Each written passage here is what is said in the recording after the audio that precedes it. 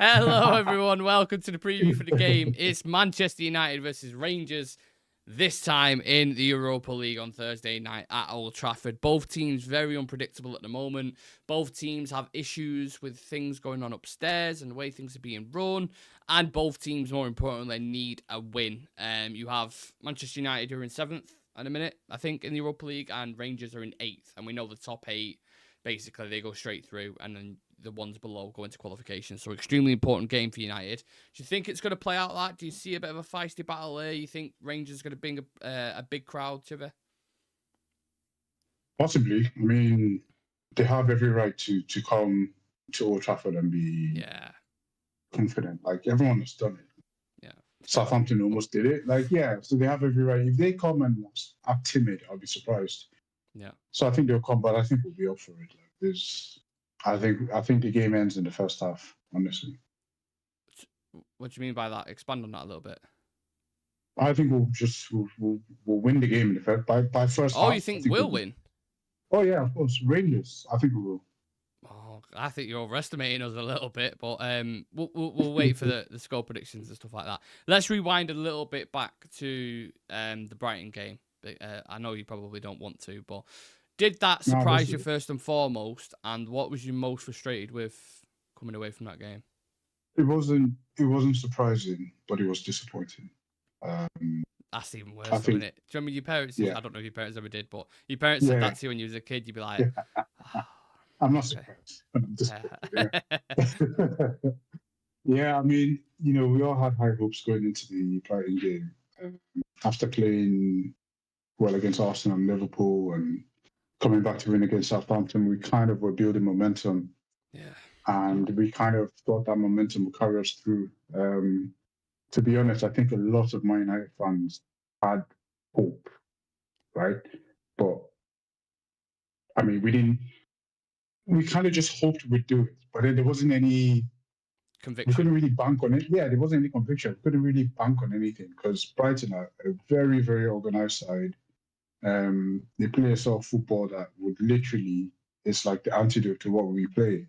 And apart from that, it's a psychological thing as well. Like they've been winning, they kind of all of a sudden became our bogey team, which is annoying. So I think this was the one where everyone hoped would kind of get a result, but it didn't work out to plan. I wasn't as upset as a lot of people were because I kind of prepared myself for it a little bit. But yeah, I could see everyone kind of like going crazy and overreacting.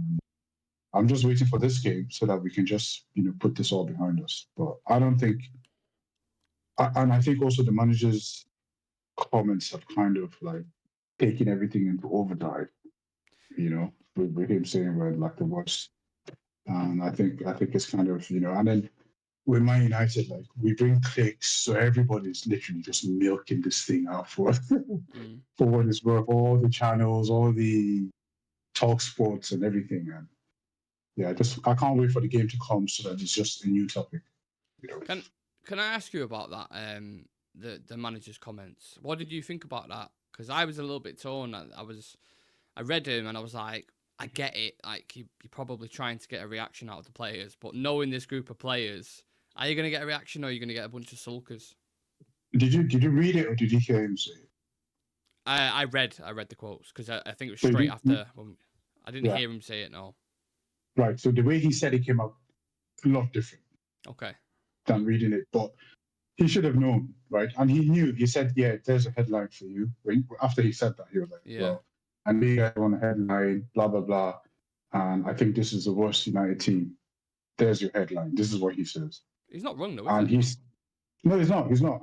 I'm just saying. It reads a lot worse than how it is. When you say it. And it doesn't matter whether whether you read it. The journalist, I mean, everyone's going to jump on that. Well, how did I feel about his comments? I think he was very emotional. Maybe he shouldn't have said that. Or if he does say it, then he has to be prepared to back it, because obviously, if he's saying this, if he's trying to motivate his team, whatever, he has to then. This is like a turning point for him, because if he's going to carry on, I mean, if we're going to carry on with these kind of results for the long term, it's going to come back and bite him in the bum. So he literally has to be able to turn this around quicker than we expect him to. How it's going to affect the players, I don't know. I think it's everything that happened in the changing room. I heard there was an outburst. Yeah, he I smashed don't the know TV. so I don't know what's been said in training. I don't know, how the players react to it. I don't know. He probably cost them out, like even worse than like probably cost everybody else, smash things. I mean, Fergie, the whole thing about the boot and everything, like, So, I mean, it happens. It's not anything new. Hopefully, we get a good response from the players over this, but I wasn't too fussed, to be honest. I'm just interested to see what the players think, because I think the players seeing that, I'm sure he probably would have told them in that kind of the midst of the rage in the dressing room, but had they saw that after obviously they really let down after the performance, and then they read those comments, it's kind of like putting its truth, and they're sat there and realizing, wow, we actually are shit. We're at United and we've been kind of glorified all these years and people have put us on a pedestal. But in actual fact, I think the league position right now suggests that this is the level of quality that we're dealing with, because it's not a sample size in like we win the FA Cup or we win the Carabao Cup. This is a sample size over 22 games in the Premier League, which is competitive, granted, but with 6 places I think off 20th last in the Premier League, so that's how bad we've been. So I think he was obviously right in what he's saying. It is one of the worst United teams in history. You can't really get away from that, to be honest with you. I just don't know if it's the right call, if it'll motivate him in the way that they want. Yeah. That's the thing. I mean, what he says to us and what he says to them is 2 different things. And he probably would have been 10 times more harsh in the changing room, in the dressing room. But if there's anything we know about him, he's a motivator. Yeah. He's a young manager as well, so he relates to them more than any other of the coaches that we've had. Yes. So he will be a lot. He was a player not in the too distant past. I mean, he's recently been a player, so he kind of, I think he can relate to them in a much better way than the other players have. The other managers have, and I think he'll know how to motivate them more. Whatever happens, we'll see what the results are in the next couple of games. Whether or not we play well, I think at the end of the day, results always matter. But I want to see a reaction, if that makes sense, on the pitch. So we could play and then maybe to get lucky pen, who knows? But then we just want to see a reaction on the pitch. We'll see. There's no time will tell. Obviously, sometimes managers look for different competitions to breed that confidence, don't they? But the thing is, with Europa League, it's not been much better whenever we've watched the games. I think the last game we played in Europa League, was it Victoria Pleasing, maybe? I even think. But it's been pretty fucking dire in the Europa League as well. But this is a trophy. I mean, you've pushed it quite a lot, but I agree with you as well. This is the only hope we've got, it feels like, at the minute, doesn't it?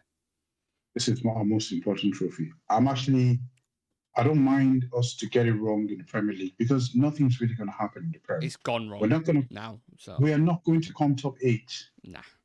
It doesn't matter. So everything, as long as we avoid relegation, that's why then we can experiment as much as we want in the Premier. I'm not mad at that at all. Like, it doesn't matter. If we can win 10 games in the Premier now, it won't change anything because we won't qualify for anything. So, I'm that doesn't bother me. This competition, this is the one. Yeah. This gets us to Europe. This gets us to the Champions League. No, we definitely don't fucking deserve it. But if we win it, then you can maybe say, okay. Well, if we win, we'll leave that till after, right? But the main thing is this gets us to the Champions League. This gets us to Champions League money, and it gives us leverage in the transfer window. Yeah. Right. So this is the one. This is where we play our biggest. This is the one where he should be ready to smash people, players and all that. We need this competition, and it's our most winnable competition. There's no other competition that's easier than this. In the FA Cup, we've got Liverpool and all the other teams there. Like, we're not winning that one. Like, not on the current form. There's no chance. So we have to go in. This is the one where we have to win. It's our most important trophy. Yeah, I agree with that. Obviously, not financially, but like you said, if we do get into the top 4, it's much more beneficial. I mean, into Europe, by winning the Europa League, it's much more beneficial for us financially. It's much more beneficial when you're trying to attract players. But I actually look at it as well. I'm like, do you know what? If we have a season where we're not in Europe, it might actually be beneficial for some of the players just because of the nature of how ruthless the games are recently and how our injury situations are. Like, we can't play players for a certain amount of time. From that side of things, I'm almost like it'd probably give them the break. Because you see those teams, don't you, when they don't have Europe, like Newcastle, for example, they don't have Europe to focus on. They can just go full steam ahead. And they have training time as well with the coach to work on certain things. So there's that side of it where I was like, oh, maybe it wouldn't be the worst thing in the world. I mean, but the difference with that is that, I know we're not playing like it, but we are Man United. We are brand. Like, the brand, we need to survive. Yeah. And the brand needs Champions League. I almost cringe a little bit, when they say we are Man United. And I get what you're saying, but it's like, are we anymore? Are we? Yeah, no, we are. There's nothing. I mean, we're still one of we're one of the biggest names in the world still, right? We're probably not one. I mean, we're one of the worst teams, but the name is still there. Yeah. Well, we need the Champions League for that. Like, we will get. Yeah, I mean, we will drown if we don't qualify for Europe within the next couple of years. We will drown because everyone else now is competitive. Yeah, it's not. We can't afford not to be in the conversation anymore because people have money now. I mean, we're trying to buy a left back from Bournemouth, and they're telling us to fuck off. Yeah, this is how competitive it is now. It's true. Yeah, mate. Bournemouth, you make a great point there. Sorry to put you in, but Bournemouth bought Evan Nilsson from Porto for £40 million and could offer him more money. That's where we're at in a minute. This is where we're at. Like, I remember when Alex Ferguson used to cherry pick who he wanted from the other teams. Like, we'd win the league and then say, I want Berbatov. Then we win the league and I want Michael Carrick. Like, he just pick whoever he wants from the rest of the team. Yeah. You couldn't say no. You throw money, it was on. Now we can't even do that. So we can't afford not to be in Europe. The selection process is going to be interested in this one, isn't it? Because just to bring it back to the game a little bit, I don't know how you rotate, because when we do rotate, the quality drop off is just so much. It's like, maybe you might get away with it in the Europa League. But yeah, what do you do with let's say the striker situation, for example, because Xerxes has been in really good form. I'd like to see him start, but Rasmus Højlund does have a really good record in Europe. So do you take a risk with that, try getting back into form, or do you stick with Xerxes at this point? I think the manager is running out of credit in the bank, and he can probably tinker in the league. He can probably tinker in FA Cup. He can't afford to tinker in the Europa League because he knows this is what gets us Champions League. Playing Højlund over Xerxes would be a gamble, in my opinion. I think it would just be a gamble. Maybe he has an idea of how Højlund could be the best fit for Rangers or whatever, but it will be a gamble. Whether or not he's ready to take that gamble, I don't know. But I'd rather start Xerxes. I'd rather start Xerxes. And if I was going to bring Højlund on, I don't know why. Play both of them together. You've been saying this for a while, haven't you? Let's just see them at least for a half. I think for like 10 minutes maybe in a game. Yeah, just play both of them. Xerxes can suck people in, pause, right, and then Xerxes he can take men away and then allow, because what did Holland's struggling with defenders wrestling him and all that. He just needs space. Yeah, I would love to see that happen, honestly. But then he'd have to drop Bruno or Ahmad, wouldn't he? Put Bruno in the middle. That's only because he's way better. That's the truth. Bruno's a lot better in that. In one of the two. I don't know. He is. I've seen it different. The last two times he's playing there, he's been completely different. He's more matured. It's almost as if he just has common sense when he's in those positions. Honestly. And then we lose one man in attack. I promise you, we lose a player in attack when Bruno plays as one of the 10s. Do you think why? Honestly, because of his positioning? Because of his positioning, he's not naturally inclined to the instincts he have doesn't fit that 10 role, the attacking 10 in quotes. When he scored the goal, who was it? What was it? What was the game he scored? Arsenal. No, not Arsenal. Was it Arsenal? The Arsenal goal. Yeah, where the counter attack. He said it that in the training, one of the managers had been telling him to crush the box more. He's not making enough forward runs into the box. This is what he said. This is what Bruno said. One of the assistant coaches. So then when he came in this game, he was making a conscious effort to be crushing the box a lot more. So this is what I'm saying, like, it doesn't come naturally to him.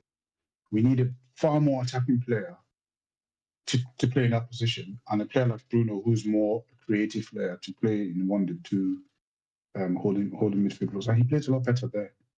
So against Liverpool, started against Arsenal as well. So I'd not be, I wouldn't hesitate to play him there. But, I've seen him have good cameos there, but I think I remember the first Arsenal game at the Emirates in the league when he played there. The second half, he was shocking in that midfield area, absolutely shocking. So it all depends, and this is the case with many of the players at United, which version you kind of get on that day, because they are, like we say, inconsistent. Rangers have also been inconsistent. They've been really weird in the league. There's a lot of the fans at the minute who are going against them and doing protests and stuff like that. But in the Europa League, in a weird way, over the past couple of years, I think didn't they get to a final or a semi-final? I think. Recently. They did. They did. And they go quite far. They did quite well under Steven Gerrard as well. And when the pressure's on them, they seem to shock teams at times, which is why I'm actually quite worried about this game. Because as I alluded to before, they're only 1 point behind us in the Europa League. We're just one position above them. So actually, when you look at this game as a whole, it's got quite significance on it. Yeah, and they will come. They will come to take this game, and I hope that we use that against them, because I want them to be bold. I want them to be confident. I want them to play, like, to try, because this is where we're best. Whenever we play and try to dominate other teams, this is where we get caught. Yeah, we play Man City or Arsenal or Liverpool, like anyone who. Basically, we're better as the underdogs. If you say this. We are. So, yeah, I hope they come with all the northern valor they can muster, and then we catch them on the break. So far, but yeah. Still saying to this day, after about 7 years of football, hopefully we can catch them on the break. My God. I know it sounds ridiculous. I've always felt it's weird, especially when we're talking about Rangers. Yeah. Who are like, you think about the quality of the Scottish Premier League, it's kind of like miles apart, in it, in comparison to the Premier League. And I'd never understood that. I don't get why a neighbouring country has such a lower quality league than the Premier League. It's two different organizations. There's more money here. There's more money in ours. And what's theirs called? This is called Scottish Premier League. I just call it Scottish League. I don't have a clue. Yeah. It's not like SPL, is it? I think. Barclays. Oh yeah, SPL. Well, SPL, I think it is. Yeah. I don't know. It's shit anyway, innit? I think we can both agree on that. It's pretty shit. Sorry, any Rangers fans or what have you. Ed Barrett saying that the EPL is the most watched league worldwide, in part because it has an unusual large concentration of top quality teams performing at a high level. Relegation is a very real possibility. Jesus. Alex saying hello as well. Nice to see Lucky Singh in the chat.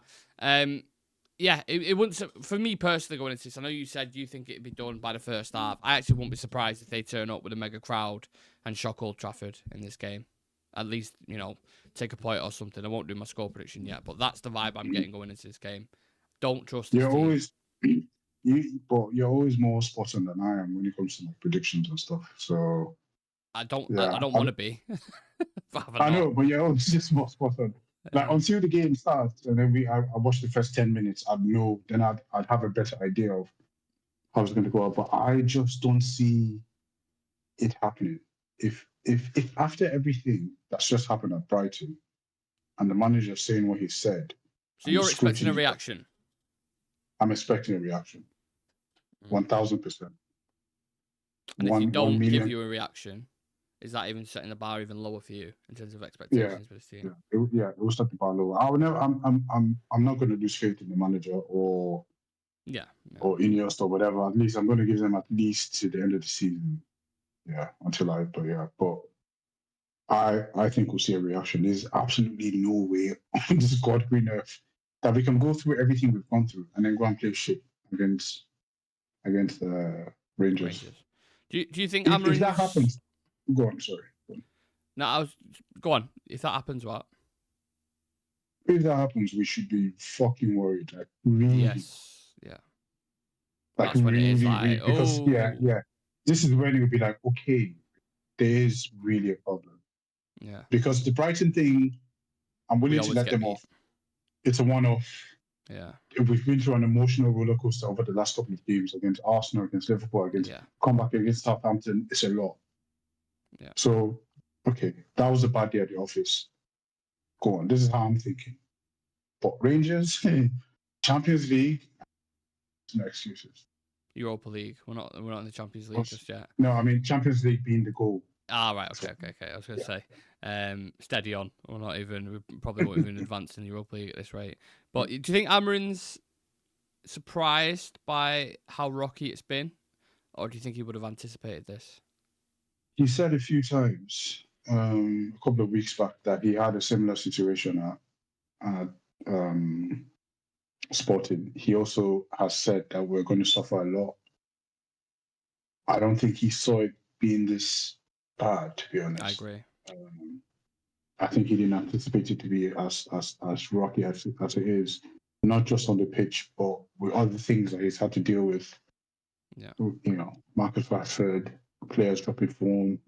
He probably expected a little bit more quality from the players that he had, because he said it. He said we've got a good group of players here. But given that it's very, it's a completely different sort of system. They're struggling to fit into it. So I think he kind of anticipated that. I don't think he saw it the level. I don't think he saw it this bad, because he said himself that he hates losing. And I don't think he saw him losing this amount of games. I mean, it's bad. Like this is relegation form, basically. Yeah. Oh, shit being a United supporter at the minute. I don't know if I told you this the other day. One of my mate's girlfriends came up to me and was like, why do you support United? Like, why do you keep supporting him? I was listening now. You said it on the stream, but I was watching the stream that day. Yeah. When you said on the stream, and I was like, it's just born with it, aren't you? Like, it's not, you can't just change religion. Do you know what I mean? Like, listen, if any Man United fan that is less than 20 years old right now, like, I have to give you all the props and respect on the planet. Like, if you were born in 2005 or something like that, Shreyas, basically.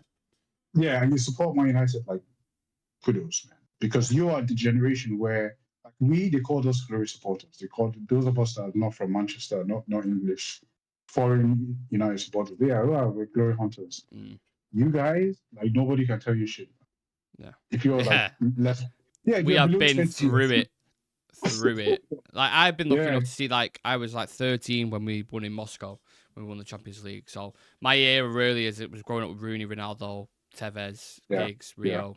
That was my thing. So I've been enough to appreciate that. Whereas like Shreyas now, he's probably gone from, in reality, like De Gea, Phil Jones, and then onwards, pushing forward. So, God damn. Anyway, one to watch for this game. Who are you pinpointing for United? I'm not going to ask you for Rangers. Please don't. I'll probably. Oh, go on. If you ask me who to watch, I probably would have said what's his name? One of the pundits that used to play for Rangers. I want to watch from United. I want to say everyone, because it's that this is the stage where they need to pick up.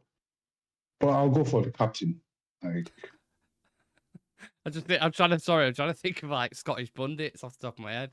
I was thinking of the one who does Sky Sports Soccer Saturday. He's always on there. I can't think of his fucking name. I know exactly who you're talking about. I can see his face. Yeah, I know his face. I can see his face there. And he's going on about Rangers the other day. Oh, and he's the bald striker as well, who played for about 1 million clubs in the SPL. Kenny Summit. Not John Hudson. Oh, Kenny Miller. Kenny Miller, that's it. He's the one who I always see, but the one on Sky Sports, can't remember his name. He's always fucking on there as well. Yeah, they're the ones to watch for Rangers. They're probably still playing. Probably still be the best players, to be fair. Sorry, who did you say for United? They completely went off track. I said Bruno. I said Bruno, but I'll admit, like I said that with no confidence whatsoever. Yeah. I just said Bruno, but because I don't want to say Ahmad, because it's boring now, isn't it? You know, yeah, it's boring. So I'm just going to go Bruno because he's the captain. Harry Maguire. Yeah, I'll go Harry. Maguire. I'm going Højlund. Højlund scoring in this game. I'm telling you, he's definitely scoring in this game. 1,000,000%. Hopefully. You're always right with these ones, so I hope you're right. I can see Rasmus getting a goal. Rangers, I heard the striker described as a Poundland R9, so I'm going to say him. I don't know any of the players whatsoever, but I heard it being described as a Poundland R9, so I'll go with him. Right, 5 quick fire questions, then we'll finish it with the predicted 11s and score predictions. Who do you prefer, Rangers or Celtic? Oh, I've got more friends who are Celtic fans, so I'll just say Celtic. Yeah, and Roy Keane went to Celtic as well. Roy Keane, yeah. Sorry, Rangers fans, we'll go with Celtic. Will we concede more than one? No. Something you can see happening in this game. What do you envision? You can say I don't care if you want. No. What do I envision? Ugarte yellow card. Okay. How far will we get? Do you actually believe we can win it? Yeah. Okay. I'll stick with you. Realistically, I think we can get to the final. Yeah. Realistically. Wow, imagine how much pressure's on that final. Imagine we're 14th in the league. We're out of the FA Cup. That final is going to be massive in it. Like, just the swing of momentum. Do you know what I mean? If Spurs get dumped out of the Europa League, then we have to win. Mate, I wouldn't even worry about Spurs the way they're playing at the moment. You see me against Everton? Oh my God. No, I didn't. They were so bad. Everton could have been 5-0 up in the first half. Battered them. And this is Everton. You know what I mean? Yeah. Like, crazy. Prediction for man of the match?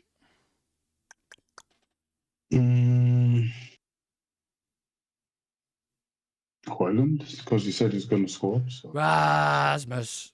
Højlund as well. And let's get into the starting 11s, people. So I'm going to go through mine first. I literally made a couple of tweaks in comparison to yours. We'll go Bayern Deer in net because I'm done with Onana completely. Don't care what anyone says. Just done. De Ligt, Maguire, Martinez in the back line. Ahmad, Eriksson, Ugarte, and Dalot I've gone with. And then Garnacho potentially in his last game with Højlund and Bruno up top. That's what I'm going for. Civir, you've gone with? If you can remember. I went with, I don't remember if I picked a goalkeeper, but I went with Maguire. No. Did I? Okay. Yeah. If he goes with Bayern there, I'll be impressed. I'll be really impressed because, I went with De Ligt, Maguire, Martinez. Dalot, basically just the usual Dalot, Menu, Ugarte, Mazraoui, Bruno, Ahmad Xerxes. Yeah. Is that what I said? Yeah. So if he was the manager, are you putting confidence in that keeper and are you sticking with him? Or would you prefer him to change? No, this is the predicted 11. So I know. That's what I'm just asking you. Personally, personally, training. I have to see what, training. I have to see what happens because we just see the games and all that kind of stuff. But I need to see Onana's game face in training. If I get the vibe that Bayern there is really, really itching for this one, I might give him a shot. But then that'll be a huge gamble to down because he was amazing though against Arsenal. Bayern there. But then that's just one. He's just been amazing in one game. He's been shit every other. All the other time we saw him, he's been rubbish. Yeah. Just that one game, So no rotation either in the midfield, Civir? Me personally, I'll definitely not play that midfield. I'll play Bruno and Ugarte in the double pivot, and then I'll play Xerxes, Højlund, and interesting. And okay. Yeah. Nice. Well, let us know your thoughts and feelings, score predictions, and all that good stuff. Joshua Owen, Graham Souness is a Scottish pundit. Ali McCoy says UTFR. He's not the one I'm thinking of, but he's a fantastic. Yeah. I love him on commentary. Ali Yeah. McCoy. It's not him. You know what? I'm going to have to Google this now just before we go because it's going to piss me off. I can't remember the guy's name. Sky Sports pundit, Scottish. Nick, do you remember the Scottish pundit that was running the commentary when Scotland beat Spain? Do you remember? A couple of years ago, they beat Spain 2-0. You have to go. Anyone watching this, put Scottish commentary, Scotland versus Spain, and you will laugh your ass off, man. I've not seen it. You have to send it me. Oh, mate, it's crazy. I've not seen it. Send me that definitely because I'll watch that. Chris Boyd is his name. Chris Boyd is called, the one who's on. Who's on the Sky Sports all the time. Yeah, sorry, that was really like itching my brain. Send me that clip over, and I'll give you a review on it. I'll let you know. Yeah, what do we think, people? Score predictions. Man of the match, Onana. If he has a mare, we're done. Josh saying would love to see Collier get a start and hope Bayern starts this game because I'm sick of Onana. Yeah, Collier's one I would have probably put in. But it's predicted 11s in it, so I'd play Casemiro and Ugarte. Casemiro's not started for ages, has he? I'm not seeing him for ages. Although when both of them played on the route, like they used to think, right. Yeah, it was alright. The only problem is that there would just be a massive gap between the midfield and the attack. Like it's just huge gap. Yeah. Let's see what happens. Thursday night it happens. We'll be live for the game pre-match and post-match. Make sure you come and join us. If you are watching this later on and you're watching it live, we still want to hear your predictions in terms of lineups, score predictions, and get involved with the quick fire questions as well. Apart from that, enjoy the Champions League games tonight, everyone. If you are watching them, watching a competition that we won't be in for a while, I presume, but enjoy it whilst you can. And me and Civir will see you guys in the next one. Appreciate your time, people. See you in a bit.